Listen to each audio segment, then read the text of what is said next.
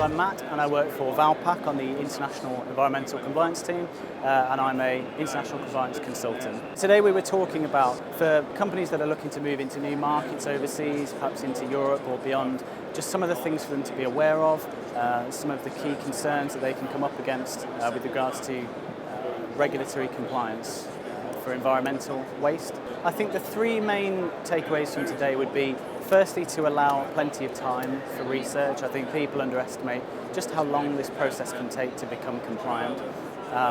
Again, dealing with different authorities, different compliance organisations overseas can be a very, very time-consuming process. Secondly, I would say that they shouldn't make any assumptions. So we often get companies that are compliant in the UK and they assume that they can apply the same logic or the same rationale to obligations overseas. But it's actually not the case, because every country has implemented their own regulations, their own take on the European directives, or for non-European countries, they may have done something completely different. So really we tend to say take every country on a case-by-case basis. And third, it's just important to consider why it is that you're doing it. Again, a lot of companies may think that it's just an admin process or it's bureaucracy, it's more red tape. And we can completely appreciate that you're trying to run a business and you don't need more regulations to worry about.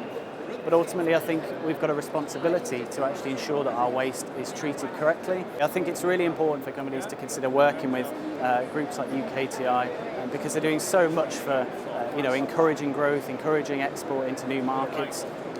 We've actually dealt with UKTI on a number of occasions and they've always been very insightful, very knowledgeable on how to actually grow business into these markets, and it's advice we've been able to pass on to some of our members as well. Valpak as a whole, we're working with around 4,000 companies in the UK, and many of those we're helping overseas now too. We've been doing this for over 5 years now, so we've got a wealth of experience. We know who to go to, what the requirements are, and how to get there most cost effectively, I would say.